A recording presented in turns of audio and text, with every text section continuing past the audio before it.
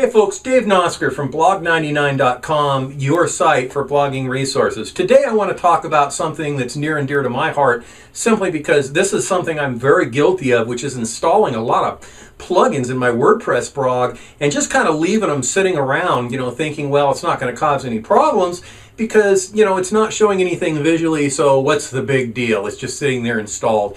And, if you're like me, you might go through plugins every week that you say, well, that looks interesting, so you install it, and then you say, nah, forget it, I don't want to use it after all. But there's some real problems. When you install a WordPress plugin, what you really should do, which is the title of this post, is ask questions before installing that plugin. There's long-term risk involved in every plugin that you install.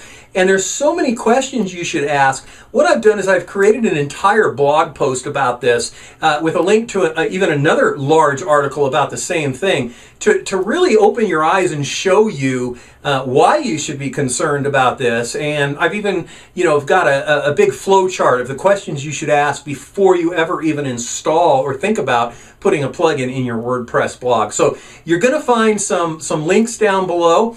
A link to the article, which you should go and read, honestly. It really opened my eyes up, and I don't install a plugin now without kind of referring to that chart, and at least in my mind, and kind of running down the chart and saying, asking myself these certain questions before I install the plugins.